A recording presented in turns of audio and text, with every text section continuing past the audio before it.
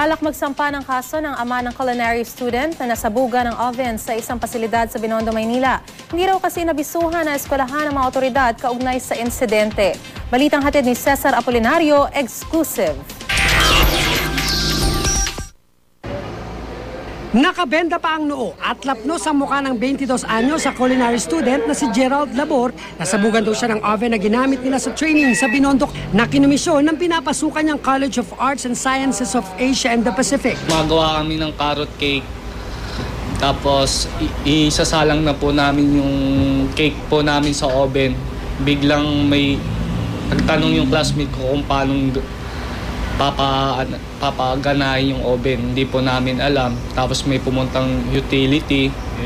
Tapos yon, sinindihan niya po, biglang pumutok po yung yung oven po. Malakas po ng impact yun po yung apoy po nun eh. Tapos bigla na lang po akong pumikit bigla eh. Maging ang utility man na hiningan niya ng tulong sa pagbubukas ng oven noon, nasunugan din daw ng muka pati ng kamay. Dinala sila agad sa ospital pero hindi raw kontento ang ama ni Gerald. Gustong maliwanagan kung bakit daw basta iniwan ang kinatawan ng paaralan ang anak sa ospital. Ang concern nyo dapat doon sa estudyante nyo, medyo tinas nyo sana.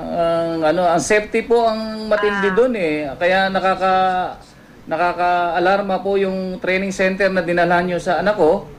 Dahil talagang hindi safety po yung training center na dinalhan nyo ron. Ikinagalit din niya ang hindi raw pag-abiso ng paaralan sa mga otoridad kaugnay ng insidente. Kaya balak niya magsampa ng kaso laban sa paaralan bukod pa sa training facility. May error na kahapon eh.